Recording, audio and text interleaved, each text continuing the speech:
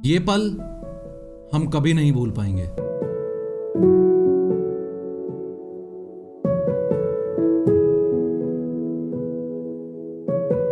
Okay, but wait, क्या चंद्रयान 3 में सच में ऐसे चेंजेस हुए हैं कि ये दिन हमें दोबारा ना देखना पड़े? उतार चढ़ाव आते रहते हैं और जब मैं देख रहा था कि अब कम्युनिकेशन ऑफ हो गया है तो मैं देख रहा था आपके सारे चेहरे एकदम से हो गए। Let's find out.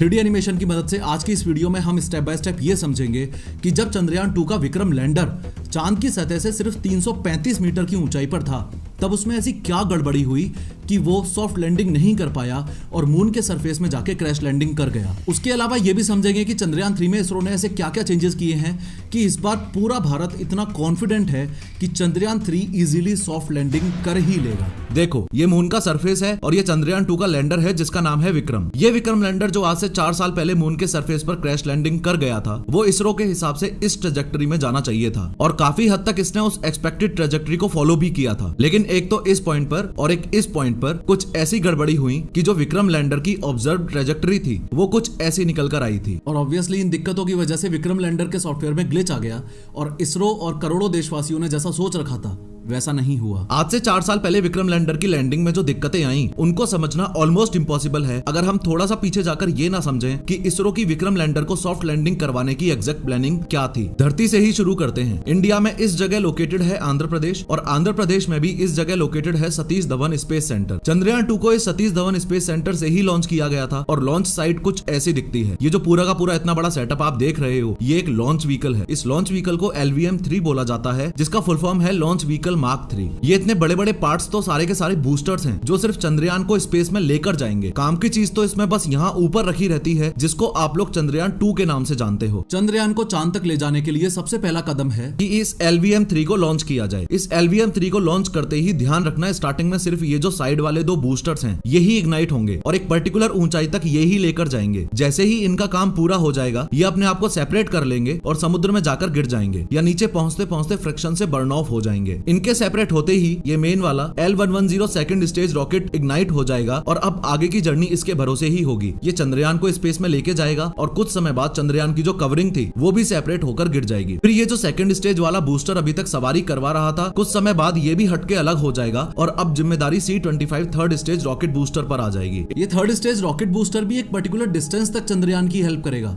उसके बाद ये भी अलग हो जाएगा। इन शॉर्ट कहने का मतलब ये है कि अब हमारे पास सिर्फ काम की चीजें रह गई हैं। एक तो ये विक्रम लैंडर जो चांद के सरफेस पर लैंड करता अगर ये चंद्रयान 2 मिशन सक्सेसफुल होता तो, और दूसरा है ये ऑर्बिटर। खैर, लॉन्च व्हीकल के सारे पार्ट से सेपरेट होने के बाद अब बारी है ऑर्बिटर की। ऑर्बिटर अपने सैटेलाइट पैनल्स को ओपन करेगा और अर्थ के चारों ओर चक्कर काटना शुरू कर देगा। चंद्रयान 2 हो या चंद्रयान 3 हो, एक शब्द ऐसा है जो आपको बार बार सुनने को मिलेगा और वो शब्द है मैन्यूवर। इसका सिंपल सा मीनिंग ये होता है कि चंद्रयान के ऑर्बिट में या लैंडर में जो ये रॉकेट थ्रस्टर्स लगे हुए हैं रोटेशन करने में इनकी हेल्प ली जाएगी और ये ऑर्बिटर उस पाथ पर रहने की कोशिश करेगा जो इसरो ने इसके सॉफ्टवेयर में फीड किया है। इस कॉन्सेप्ट को और ढंग से समझना है तो ऐसे समझो कि ये अर्थ है और ये मून है और LVM-3 के या रॉकेट बूस्टर्स के सारे पार्ट्स हटाने के बाद जो लैंडर और ऑर्बिटर यहाँ तक पहुंच चुका था वो अब कुछ ऐसा पाथ तय करेगा। ध्यान से देखो कि अर्थ के ऑर्बिट में घूम घूम कर कैसे चंद्रयान अर्थ से डिस्टेंस बढ़ाता जा रहा है और एक पॉइंट ऐसा आएगा जब ये अर्थ के ऑर्बिट को छोड़कर मून के ऑर्बिट में एंटर कर जाएगा। उसके बाद मून के चारों तरफ घूमता रहेगा और डिस्टेंस को कम करता रहेगा, तब तक गोल गोल घूमता रहेगा जब तक 100 किलोमीटर बाय 100 किलोमीटर के ऑर्बिट में नहीं पहुंच जाता। चूंकि डिस्टेंस बराबर है इसलिए 100 किलोमीटर बाय 100 किलोमीटर का सर्कुलर ऑर्बिट होगा। तो जिस मैन्यूवर शब्द की हम बात कर रहे थे उसका मीनिंग यही है कि थ्रस्टर्स और सॉफ्टवेयर की मदद से ये ऑर्बिटर अपने आप को ऐसे पोजीशन करता रहेगा कि इसरो जिस रास्ते और जिस जगह इसको ले जाना चाहता है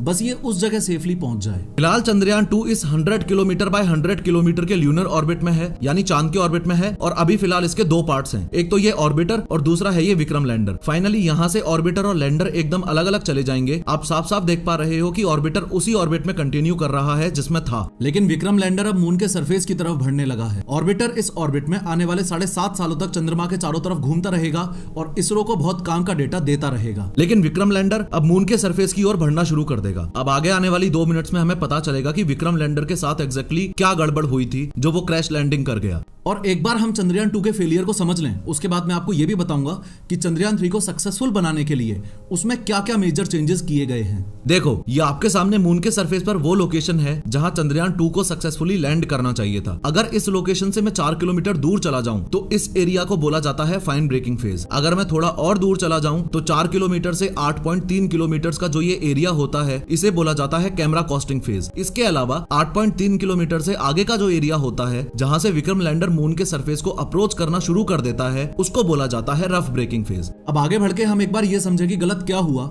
उससे पहले एक बार इस चीज पर नजर मार लेते हैं कि चंद्रयान 2 के साथ अगर कुछ गलत ना होता तो वो कौन सा रास्ता अपनाने वाला था। देखो, एक्सपेक्टेडली चंद्रयान 2 इस ट्रैजेक्टरी को फॉलो करने वाला था। रफ ब्रेकिंग फेज की स्टार्टिंग में वो कुछ ऐसा होता, फिर रफ ब्रेकिंग फेज के एंड तक आते आते वो अपने आप को 55 डिग्रीज रोटेट करके थोड़ा सा सीधा हो जाता। फिर वो एंटर करता कैमरा कॉस्टिंग फेज में। इस फेज के दौरान जहां उसे लैंड करना है मून सरफेस के उस पोर्शन की फोटोज लेता और उनको एनालाइज करता। इस कैमरा कॉस्टिंग फेज के एंड होते होते ये अपने आप को थोड़ा सा और सीधा कर लेता और फाइन ब्रेकिंग फेज में एंटर कर जाता। और सबसे लास्ट में फाइन ब्रेकिंग फेज की एंडिंग आते आते ये अपने आप को वर्टिकल कर लेता, यानी एकदम सीधा कर लेता। इसके ये चारों बूस्टर्स बंद हो जाते और सेंटर वाला यानी 5वां बूस्टर चालू हो जाता जो अभी तक बंद पड़ा था। इसके बाद विक्रम लैंडर को स्लोली नीचे जाना था और अपनी सेफ लैंडिंग करवानी थी। लेकिन ऐसा कुछ हुआ तो नहीं। तो अब समझते हैं गड़बड़ कहां हुई। देखो, जिस समय विक्रम लैंडर मून के अराउंड ऑर्बिट में मौजूद है उस समय उसकी 2 वेलोसिटीज होती हैं, एक हॉरिजॉन्टल वेलोसिटी और दूसरी होती है वर्टिकल वेलोसिटी। हॉरिजॉन्टल वेलोसिटी का मीनिंग है ऑर्बिटिंग के डायरेक्शन में ही जो वेलोसिटी होती है और वर्टिकल वेलोसिटी का मीनिंग है कि मून के सरफेस के डायरेक्शन में जो वेलोसिटी होती है। दूसरे शब्दों में वर्टिकल वेलोसिटी को आप ये भी मान सकते हो कि मून के सरफेस पर लैंड करते वक्त जो वेलोसिटी होती है। फाइनली आज से 4 साल पहले चंद्रयान 2 का विक्रम लैंडर जब रफ ब्रेकिंग फेज में एंटर हुआ था तब सब कुछ सही था। ये rough breaking phase total 10 minute 23 second का था। रफ ब्रेकिंग फेज की जब एंडिंग हुई, फॉर्चुनेटली वहां तक भी सब कुछ एकदम सही चल रहा था। लेकिन इसके बाद शुरू होता है कैमरा कॉस्टिंग फेज। अब ये कैमरा कॉस्टिंग फेज लगभग 4.3 किलोमीटर का डिस्टेंस था और 38 सेकंड में पूरा होना चाहिए था। यहाँ आपको ये भी बता दूं कि विक्रम लैंडर जो क्रैश हुआ था वो इसी फेज की वजह से हुआ था। ध्यान से समझो कैसे। साइंटिफिक स्पेस टर्म्स में एक शब्द यूज होता है एटीट्यूड। इस शब्द का सिंपल सा मीनिंग है ओरिएंटेशन। विक्रम के एटीट्यूड का सिंपल सा मीनिंग है कि वो किस तरफ कितना झुका हुआ है और उसका ओरिएंटेशन उस इंस्टेंस पर कैसा है। अब कैमरा कॉस्टिंग फेज में होना यह था कि विक्रम लैंडर मून सरफेस के या अपनी लैंडिंग साइट के फोटोज खींचने वाला था। इसलिए इसरो ने विक्रम लैंडर के सॉफ्टवेयर में इस बात को बहुत अच्छे से हार्ड कोड किया हुआ था कि चाहे कुछ भी हो जाए तुझे अपना ओरिएंटेशन यानी कि एटीट्यूड चेंज नहीं होने देना है। इसका ऑब्वियस रीजन ये था कि कैमरा कॉस्टिंग फेज के दौरान विक्रम लैंडर पर लगे हुए कैमराज अपनी लैंडिंग साइट की बहुत सारी इमेजेस लेने वाले थे और ऑर्बिटर में लगा हुआ OHRC यानी ऑर्बिटल हाई रेजोल्यूशन कैमरा जो डेटा विक्रम लैंडर के पास भेज रहा था उससे मैचिंग करवाने वाले थे। तो विक्रम लैंडर का एटीट्यूड हार्ड कोड करते वक्त इसरो ने ये एक्सपेक्ट नहीं किया था कि थ्रस्टर्स जितना चाहिए उससे ज्यादा बूस्ट कर जाएंगे और अनफॉर्चुनेटली यही हुआ। इन शॉर्ट, इसरो जो अज्यूम करके चल रहा था थ्रस्टर्स ने उससे ज्यादा पावर जनरेट कर दी। इसका सिंपल सा मीनिंग ये होता है कि चंद्रयान 2 के लैंडर में 4 थ्रस्टर्स लगे हुए थे, उसमें से अगर एक उम्मीद से ज्यादा पावर बूस्ट करने लग गया तो उस पर ध्यान देने की बजाय सॉफ्टवेयर अपना 100% फोकस इस बात पर रखेगा कि एटीट्यूड में कोई भी चेंज नहीं होना चाहिए, क्योंकि लैंडर इस समय कैमरा कोस्टिंग फेज में है। As a result of which attitude को मेंटेन करने के लिए दूसरे बूस्टर्स को भी पावर अप करना पड़ेगा। एंड फॉलोइंग दिस, इसरो के अनुमान के हिसाब से विक्रम लैंडर की जो एक्सपेक्टेड हॉरिजॉन्टल और वर्टिकल वेलोसिटी थी